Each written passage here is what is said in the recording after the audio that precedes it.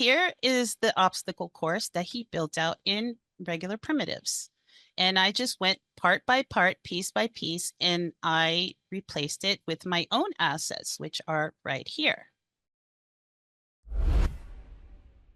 Welcome, everybody, to this workshop on the art of the remixable world. We're going to be talking about how to make a good remixable world using the new remix feature with eyes towards the competition that's going on right now, the open source competition for people who are trying to submit something to that competition in the main remixable world category.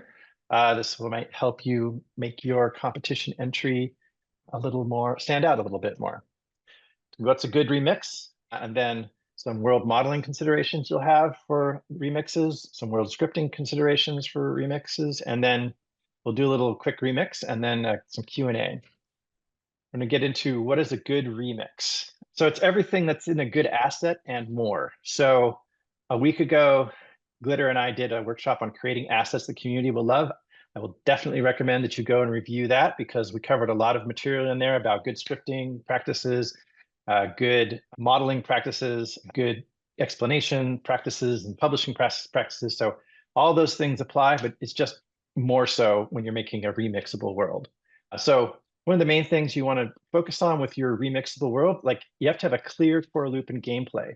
People should be able to jump into the published version of your remix and be able to play something and feel like, hey, this is something that's cool, and I can kind of see the value of maybe remixing this and making something new out of it that has my own personal stamp on it. So make sure that your remix has a clear core loop, clear gameplay, clearly something that someone's going to want to go and remix. Likewise, make sure that your remix isn't buggy and has high performance. Like you shouldn't like put the onus on someone remixing your world to like debug a bunch of your script problems or your bad geometry that causes too many draw calls or whatever. Like you should try to make your world a good starting point for them so they don't have to backtrack to try to like fix performance or bug problems. Another important thing is good instructions and documentation. You want to make sure that your world, like when they go into your remix, even in visit mode, when they're at the published world, they should, have some explanations, text around to like get an idea of like what can they remix in this world, how do these remixable parts going to work. I would recommend, some floating text gizmos in the world that they can just delete after they clone the world, but that explain like, hey, this is what this thing is doing here. Hey, this is how this part kind of works. Just sort of high level overview so people understand what's possible with this world and why they should bother to even trying to remix it in the first place. And also then your scripts, make sure that all of your scripts have very detailed in-script documentation so that people can go and understand how to. So the video from best practice assets creation may not be posted yet, but I did post the slides in the forum. So check the forum. So again, so your scripts, make sure they're documented, and we'll talk more about scripts specifically later on. So here, just as an example on the right here is like, you can play this world. It has things work. You can go play through it, and it's got a game loop that times people running through and how many times they fall and stuff like that. And then here's just an example. And you're in visit mode. You're looking around. It like has some description text like, hey, this is remixable in these ways, and each of these little mechanics have a little text gizmo floating next to them that tells you how to remix this particular part. Remixable worlds are not copyright protected. So, I mean, you can copyright your work, but like you definitely need to license everything that's remixed to be open source. Like people need to be able to use it, and maybe they give you credit, but like that's as much as you're going to get. Like you can't restrict people not being able to use your remixable world, because otherwise why are you publishing it as a remixable world if it's not something that people can freely reuse? So I mean, I personally, I can talk about this when we get to the scripting section, but I definitely recommend listing a copyright, but then making it very clear that it's licensed for free use. So continuing with what makes up a good remix, modular design is very important. Some of these things are listed in both the remix documentation on the Learn site and specifically mentioned in the contest rules. Um, these are things you definitely want to cover to make sure that people are easily able to remix your rules. So it should be very modular. You should make sure that parts of it can be moved and duplicated and deleted, and it won't break the whole world if like they want to remix by like making several copies of some mechanic in your world, or removing some of them, or rotating them, or something like that. Those things should all work, and that you shouldn't have your world so spaghetti together like that they can't touch anything without breaking something. So modular parts, very important. Another important part is to make sure that you try as much as possible to separate the behavior from the presentation, because one of the main things that people are going to do is going to probably reskin everything in your world. They're going to, you might have a nice, style that you made for your remix, but they might, and it might be like forest style, but they're going to want to go make like a dungeon style or something like that. So as much as possible, if you can separate the presentation from the behavior by putting the scripts on entities that are not the mesh entities, and then putting the mesh entities for the geometry grouped together or subgrouped separately from those entities running the scripts, it'll make their life a lot easier. That way they can just go in and delete all of the mesh entities that are geometry and replace them in the hierarchy with the new mesh entities, which are whatever their new geometry is. And all of the scripts will continue working because they didn't delete any of the containing entities that are just there for scripting. So you don't want them to have to rewire everything just because they changed some meshes. For instance, if you look in the hierarchy here, you would have, for instance, like this door here. This is a container that has scripted behavior on it, but this geometry is the thing you replace that actually is the appearance of the door. And this does not have any scripted behavior on it. So changing the door is just like switching out this geometry. Likewise, this pendulum object has the scripted behavior on it. This pendulum geometry underneath it doesn't have any behavior on it. It's just a child of the thing that has the scripted behavior on it. And so when you swap out the geometry, it just continues to inherit the behavior from the parent. Another item is good organization. You want to make sure that you have your hierarchy clean and easy to understand. You just don't want a bunch of stuff scattered all over the place. You want to group stuff together into sections. You want to group all of your manager entities together somewhere off to the side where it's easy to find, like near the spawn point or on the grid or something. Have a little text label near them so people can easily find, oh yeah, this is where all the singleton things live. They're over here. Try to use consistent naming for your entities and your TypeScript files and your component classes and your component properties and your variables and functions. Just try to be consistent and clean and,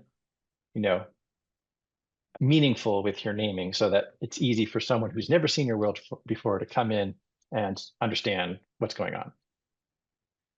And I think that's it on that. Do you have anybody have any questions about the good remix? What makes a good remix before we dive into some of the more details around modeling and scripting? So let's see, let me go quickly review the chat here. What was simply interactive? I mean, if you have a world that's interesting and fun, but doesn't have necessarily like a game loop, I mean, that's not the end of the world. But it should be something that's interesting and fun. Like people should be able to go into there. It should be interactive. Like people can interact with things. A completely static world, I think they're not looking for. They're looking for something that has a little bit of dynamic nature to it, like some scripts or something. I asked with the scripts, how do you see the TS container? So TypeScript gizmos are like script gizmos are no longer necessary when you have fileback scripts on. So you can just see them in the menu under the scripting menu in the desktop editor, or if you launch VS Code, you'll see the scripts there. But the actual gizmos aren't there unless you explicitly spawn them out. This is okay to include AI NPC dialogues. I would suspect you should only include things that are available to MHCP creators. I don't know about, you bring up a good question about the region thing, and I don't know. I think that's a good question for meta. As long as the feature is released to MHCP, I think you ought to be able to use it. So don't use anything that's not released to MHCP if you have access to like some 2P feature or something like that. Definitely do not use any of those. I don't know about the region stuff. I would ask Meta, but assuming it's 2P, I think MHCP, I think it would be okay to use. Anyway, world persistent variables, I think, are publicly released. So the remixed world. So again, so if you have specific things that people are going to need to set up special in the cloned world, and this was the case also with assets, like if you need them to set with the assets, if you need them to set player motion to enabled, document that somewhere in your asset. With your world, if you're like, you're going to need to set up these persistent variables, like make that very clear, somewhere in your world, like a big block of text that's floating by the manager singletons, like you will need to set up for WPVs or PPVs to make this world work. Go see this TypeScript file for details or something like that. All right, so I'm going to go on to let SpaceGlitter. Actually, wait, before I do that, I'm just going to jump right over into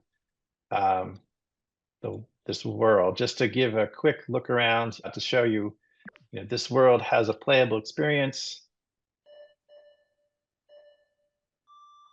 It has some text, by each of these little pieces. This is like an obby that you'll be able to remix after this that has a bunch of different mechanics in it, descriptions of each one of them. All these things are reskinned so that you could make them your own. And again, like the organization of the world is pretty clean and tidy, trying to put like all of the static geometry off to the side so it doesn't clutter up the hierarchy.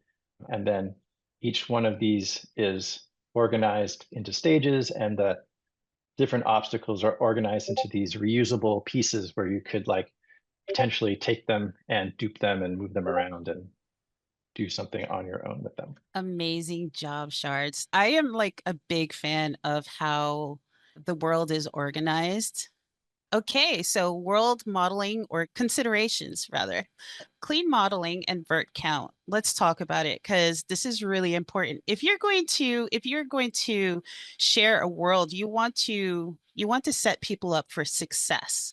And with that said, you want to give them items that are not so heavy. That way it leaves room for more customization. So keeping vertex counts low is key in the game template. It ensures smoother performance, leaves room for future customizations that enhance game aesthetics without overloading the system.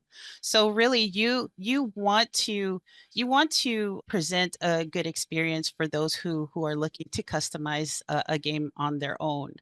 Texture atlasing and trim sheets for common things.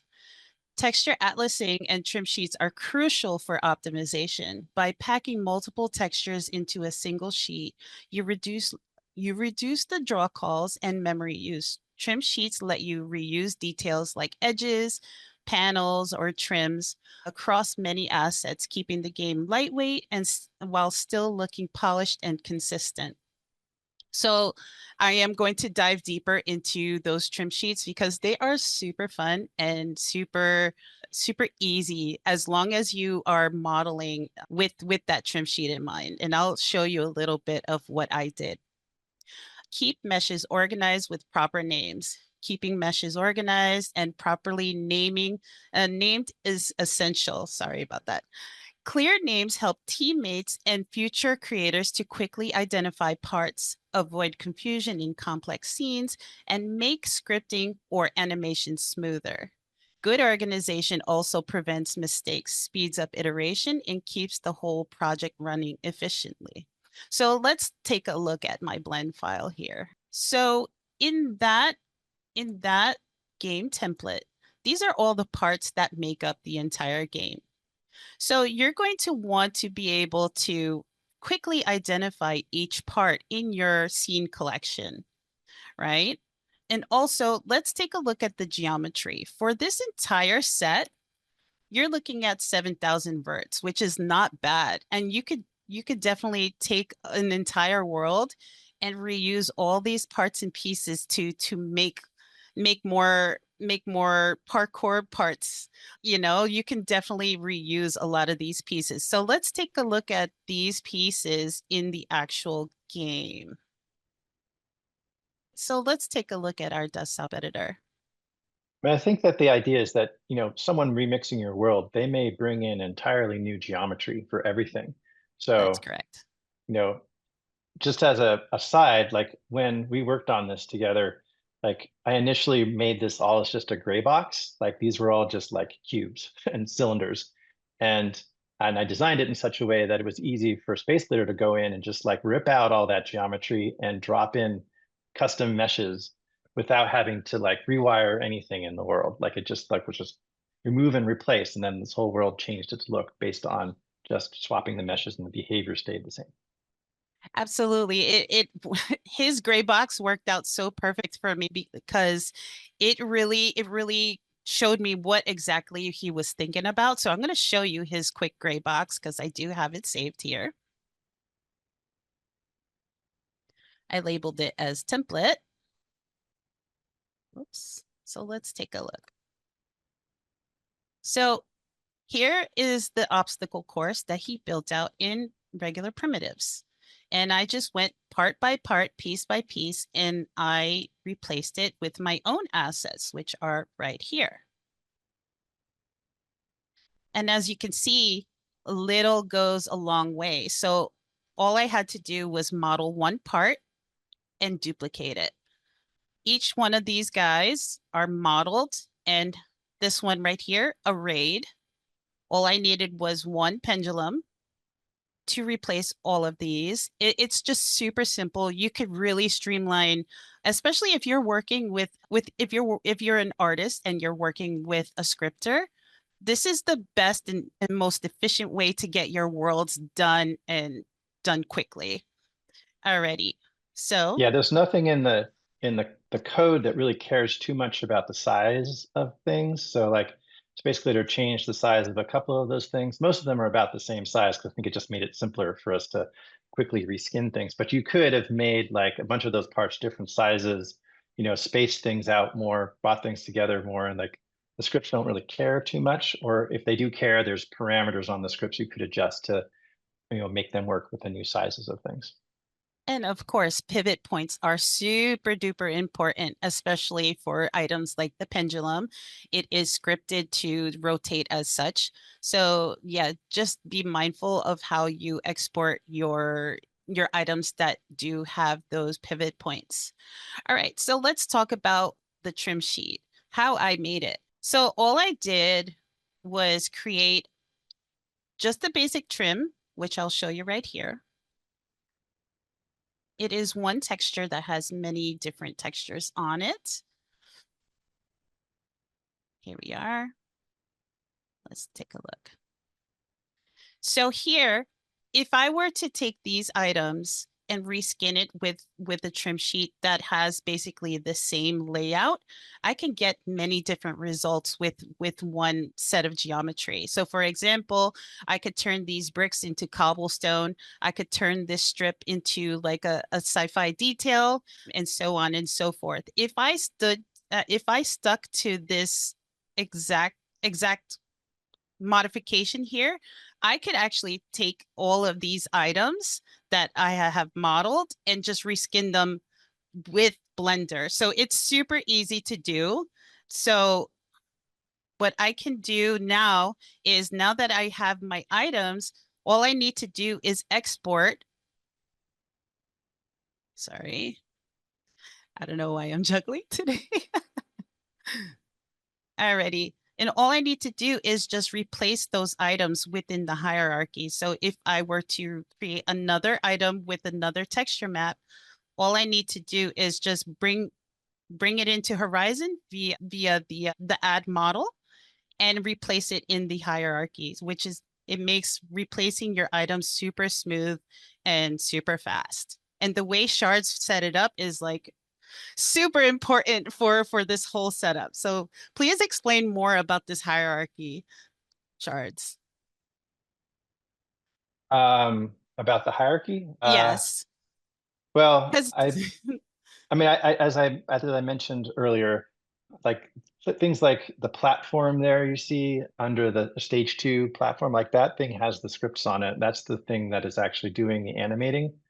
And then things like all the geometry is just tucked underneath those as static objects. Like that platform two, which is the actual geometry, doesn't have any scripts, and it's not even, its motion is set to none. That makes it easy just to change the geometry out.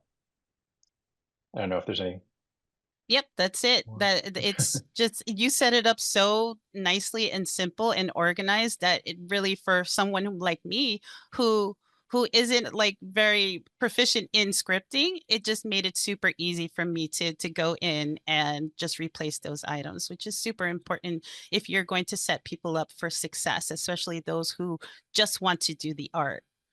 And Yeah, I mean, that's the thing I think that would be useful in a remix is that if it's available not just to scripting people, but maybe even people who are mainly artists, like you provide this whole world with mechanics and the game loop, and they can go in and just reskin it and move some stuff around maybe and copy up some additional obstacles and add some additional snazzy, replace the whole look of it and have publish a world that's a remix that is fun to play and visually interesting without ever having to really necessarily touch the scripts. the trim sheet, basically, you would, if you were like, for example, the way I have the trim sheet set up, which is presented here, the bricks themselves, if I were to pull my UVs past the bricks, you can, as long as the texture is seamless, you could actually pull that UV out so that it goes further. That's also why I had set it up that way so that all the tiling actually goes horizontal. If you were to pull it vertical, you're going to be able to see the rest of the texture, which is not ideal for how you're doing it with with the UVs. So One kudos. comment about the empty object as folders, it works really well in the desktop editor where you have direct access to the hierarchy, but it makes life a little more difficult if you're doing work in VR, in the VR editor, because you end up with a lot of deeply grouped objects that you have to go diving in and out of if you want to move things around that are deeply inside groups. In the desktop editor, it's really easy. You can just like click on something and go right to like the deeply nested thing and move it around without having to like open and close groups like you do in the VR editor. So just be aware that it's really more of a desktop efficiency tool that makes VR editing a little harder sometimes. I see this question is asked twice. How are you dealing with the pivots when you different sized models? So the scripted objects have their pivots on them, and the sub objects are being positioned such that their pivot points match up with the scripted container. So for instance, like the pendulums, the pen the scripted pendulum object, which is just like an object folder, has its pivot point up at the top, at the very top of the where the pendulum is. And when Glitter brought the model in, she made sure that the the pendulum had its pivot point aligned with the center of the parent group where its pivot point was going to be. So if it was a longer or shorter thing, just as long as she makes sure to set up the pivot points on the imported models to match up and is able to position them so that they exactly match the parent object's pivot point, then they will swing correctly. Likewise with any other parts. How can you replace an asset fast in the desktop editor without placing it new? You did a lot Uh, of those. yeah, so if let's say I had made the pendulum, right? And I went ahead and I kind of like remixed the how the model looks, like I did additional modeling on it. All I have to do is go into the asset library, right click on that specific asset and click on replace. After that, after you let it load, there's going to be kind of like a refresh button all the way on the top. It's towards the middle. You're going to either see a blue dot or you just click on that. It's kind of like two arrows circling each other. And basically you click on that, you click on update, and then it updates your asset right on the spot. It's super I think it's helpful this to use this that. view available assets button right here. That's Like correct. Yes. if you were to change an asset in the library, it would show you there was an update here, and then you could click on this and it would give you the opportunity to update your assets in the world to match those that were in the library. Yes. It makes the flow super easy, especially if you are, again, building with the scripter and they have an actual template that they are going by. Just replace the asset that way, and it really helps with customization and co-working with your scripters. So super helpful, super easy. All Yeah. right, so we're going to talk about scripting considerations for remixable worlds and worlds in general. One of the things you want to really want to attempt to do is to have loosely coupled scripts, especially for a remix world. You don't want to have spaghetti code where components are directly calling other components that they're really not very closely related to. That makes it hard for people to tease apart your world if they want to delete some part of it, or like duplicate up some parts, or maybe just lift it out and reuse it in an entirely different world. If you have tightly coupled components that, especially if they're importing each other and calling each other directly, it can make that a lot harder. So I would recommend using event passing to decouple your components from each other if they're not tightly related. If two components are really tightly related and there's no way you can possibly conceive of them ever being used apart, then sure, direct function calls between the components might make things simpler and make sense in those cases. But even then, you might want to use interfaces to at least decouple their direct references to each other to make it a little easier to swap for someone to swap in a replacement. So you want to also make sure you anticipate supported customization. So you should be thinking about, when you're building your remixable world and all of the mechanics in it, that what am I supporting people customizing, and how am I going to communicate to them that this is a customizable part of my component? So really think about your props definitions here, because those are the things that show up very visibly in the desktop editor as those things that you're really supporting customization of. There's only certain types of data that you can put in props. So you might have non-property customizations that you need to do as well, but like very clearly call them out in comments in your script about this is, you can customize this thing, and this is the format of this way you need to customize it. And so that's very clear to people what to do. Very important, please do not hard code placement restrictions in your mechanics. Allow them to be moved to different locations in the world, allow them to be rotated at least around the y-axis so people can turn them, allow them to be made bigger or smaller, reskinned with different meshes, and still function correctly. And really, I strongly encourage you to test this, like test moving your mechanics, rotating your mechanics, changing the meshes on the mechanics, and making sure that nothing breaks, because that's going to really get in the way of someone remixing your world if it's very rigid and that you can only have things in certain locations or in certain orientations, or else everything just stops working and then they have to go debug the code and try to figure out why. So not all of the meta assets are super good at this, but try to do better than they do. And then in your script documentation, document all the things so that it's really clear to someone coming into this, what does this class do? What are these properties for? What are the variables for? If you have any non-obvious methods or non-obvious logic, what is this crazy thing that it's doing? So that people aren't left wondering, should I touch this thing? Am I allowed to touch this thing? Especially if you have any slightly fancy code, make sure you document what's going on there so people aren't left just confused and uncertain about what's happening in that script, so they don't know how to change it. And then finally, I think somebody mentioned this maybe earlier in the chat, copyright and license. I'm sort of a fan of putting copyrights and license in my shared stuff just to clarify my authorship. But it's very important for especially these remixed and open source competitions that you have to use a unencumbered license that allows people to easily reuse your stuff without having to pay you money or having any other restrictions on it. So I'd recommend using something like the MIT license or the CC0 license or CC BY license or any other similar open source license. I'd probably avoid GPL because GPL has some extra requirements that make it not super easy for people to reuse as they want. So here is just an example of some code that is just clipped out of this particular world. I have a license that I have a copyright at the top and it's MIT license.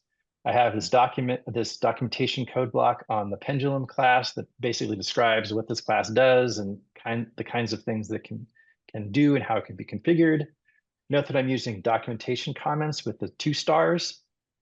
These are special because your desktop editor will find them. And then if you hover over names of things that have documentation comments, the little pop-up that shows up will actually list those documentation comments right there in line. So it just makes it easier for someone somewhere else in the code, like they can hover over some part of your code.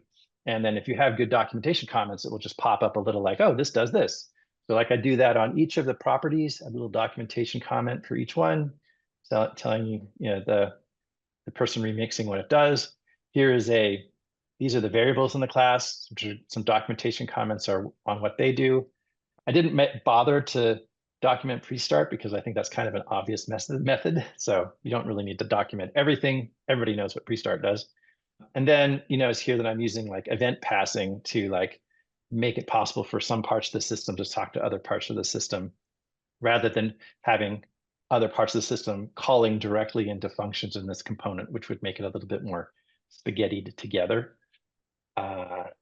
Let's see, if I jump over to our code here, so I can show, for example, like if I hover over switch intervals, it like pops up the little documentation comment on that. Like here's the pendulum class. If I'm in here and I'm wondering like what, I don't know, where's a good example here. This event target says, pops up a little description about what it's doing. If I hover over this whole pendulum class, it pops up a little documentation thing about that. So anyway, commenting only like the sort of clever things, like this particular line here is maybe not totally obvious to somebody what's going on here. So I have a little comment there that's like, oh, I'm just making sure it stays between 0 and 360 degrees. But a lot of this other stuff, like all of this stuff is pretty obvious, so I didn't bother to comment it at all. Anyway, let's see. I think that's all I have to say about scripting considerations. Does anybody have any questions about scripting considerations they want to ask? Especially for remixable worlds? I see a comment here. My world is sort of script heavy. I'd like to leave the smallest footprint possible against the remixers scripts directories so that they're able to find their custom scripts easily. Do you suggest prefixing file names? Example, my remixable world name _ pendulum TS, or maybe combining scripts that ship with your framework into a single file? Those are good questions. I mean, you can combine scripts into a single file. You can definitely have many components in one file. And if they are all sort of similarly related and importantly, similarly executing, like they're all default scripts or they're all local scripts, you can put them together in the same file. I tend to do that only if they're very closely related to each other, though. I tend to not put multiple things in one file unless it's like 3 different components that really don't work well unless they're, they wouldn't work independently. They kind of all need to be together. Putting a prefix on all of your names is not a bad idea to, so it's very clear that this script came from the remix versus some script the person made in their world. I didn't do that in this example. I just, called them names, but like that's not a bad plan. Just to say, like maybe prefix them with like RM, like remix or remix underscore or something like that. It doesn't have to be really long. The longer you make it, the more likely that if they have like slid this over, then you're not going to be able to see the real important part of the name, which is the end. But I think that's not a bad idea to help people differentiate the scripts they got from the remix versus the scripts they added themselves. Any other questions we have about scripting or scripting for remix worlds? Oh, I just want to mention, like I usually also make like a constants file, which makes it very clear, like these are the constants that are being used, an events file, which makes it really clear, like these are the events that are going to be shared, and like a types file shares the types across the platform, just so those things are very clearly called out. And then I didn't think I mentioned and I didn't show that there's a game manager. The game control objects are all, grouped up here close to the spawn point. They're all together in one game control group. I make sure these guys are easy to find. I've definitely seen some worlds where these things are hidden off to the side somewhere, and it's very difficult to like find like where's that HUD, where's that like master control game manager object. So where's the environment gizmo, those sorts of things. So um, usually keeping those organized is a nice thing. So the slide, remix a world, find a remixable world. Eventually, there will be a shelf in the editor with the curated high quality remixables. Maybe there will be a search filter someday for all remixable worlds. For now, search for worlds that have remix in the title. Click remix in the editor from Go, drop down. Must be done from a machine with the desktop editor installed. Don't have the desktop editor open on another world at the same time. So I'm guessing, all right. So sometimes Yeah. I do have like the desktop editor open from the quest link. And there are reasons for that. I have my own workarounds, and then you have the standalone. You're not able to have them both open, you know. Well, the thing I found is I tried to remix a world when I was already in a world, and like it gave me these error messages, and it did actually make a copy of the world, but then I had to go find it later. So I would just make sure that you're not actually actively editing a world when you go and click remix in editor, because it's confusing. Yeah, totally. Yeah, so right now the shelf only has one example in the desktop editor, and it's some meta example about some really complicated AI NPC LLM thing. I imagine that the contest winners will end up in that shelf eventually. But I think that if you're publishing your world, I would recommend putting remix in the title, because I don't think it's easy to find remixable worlds right now otherwise. So maybe when you publish, put remix in the title. Yeah, make it easy for people to find. You'll definitely want everybody to be able to see your work. You put a lot of effort into it. So yeah, definitely title it correctly. And let's see, what are key factors before you publish this remixable world? So you check on all of your naming conventions, you check on another important thing is the actual thumbnail. The thumbnail, make it catchy. I don't think you necessarily need to put a title on it, but why not? Like make it so that, people are like, "Ooh, what's that?" They'll click into it and want to play around eventually. So, really, really put in your own extra sauce into it for sure. Uh, and also I do love the art portion. I feel like I overdid it with my design. However, yeah, like you know, how do I say, presentation is everything. You want people to see like what can be possible with the scripting and the art. And so yeah, like go to town. I definitely made these mountains, the trees. Each part and piece is its own wonderful masterpiece. Like really put your name on this, You never know where this will end up. So, yeah, go to town on your modeling and make it happen. You guys, I can't wait to see what you guys remix this world to. And we won. When you publish your world, I don't know, can you click on the publish dialog? I don't think we showed that, but there is a new toggle. I think scroll down. Here we are. The allow others to remix new. So that little section right there, this is the thing that you need to toggle on in order to make your world remixable. So if you don't have that toggled on, it won't be remixable. Also, make sure you make your world visible, findable by other people. Otherwise, they're not going to be able to, find it. In other words, just read all of these prompts to make Yeah, sure like it's make what sure you it's want. visible to public as well as allow others to remix in order to make it a good remixable world when you publish it. And make sure that you have a description in your published world that describes like, hey, this is a remixable world and you can remix these things, and just something so that when they're scrolling through the descriptions in the web editor or something like that on the web, in the web, they can see, oh yeah, this is a remixable, and so I can do these things, so they are more likely to go dive into it to see what's good there to use. I was going to say World Cubes has a great question.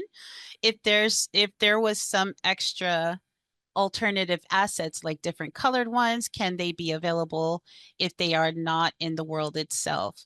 Or is it best not to have those? So here's the thing, you could definitely utilize the asset library to pair off with your world. Yeah, I would suggest if you have different color of like your obstacles for your obby or something like that, put them in the asset library so that they can easily just pull in those assets from the outside. However, you could also add those assets within your remixable world, and people can go and they mix and match the art styles as well. So there are different, ways you could go about that. As long as you keep within the vert count, of course, you don't want it to be too heavy, but if you want to provide your artists and your creators with more options, yeah, do it so that they can make it their own for Yeah, sure. I would definitely recommend if you're using assets in your remixable world, like you're spawning stuff, like it would be really good form to publish those as public assets so that people can see them. Because otherwise, if you just have like a pill, a property reference to an asset, or even worse, you're just like have car-coded the asset ID in code somewhere, it's very hard for people to tell like how that asset is internally structured. And if the internal structure really matters for your world working correctly, you really need to make those available to people. So this would be one of those cases where I would probably publish that asset publicly. And then in your documentation for your remix world, I would say, by the way, you need this asset. You can find it in the public asset library by searching for blah under, such and such creator name, you know, maybe give them the asset ID as well, the asset, the really long number. Um, so that they can go and look at that asset. And if they want to make their own, then they can just change that asset that they got from the public library, you know, publish their own asset and then change the references in the remix world to use their own asset that they just remade. All right, I think that's it. I guess I will see you all around, and good luck on your competition entries. Bye. Bye bye.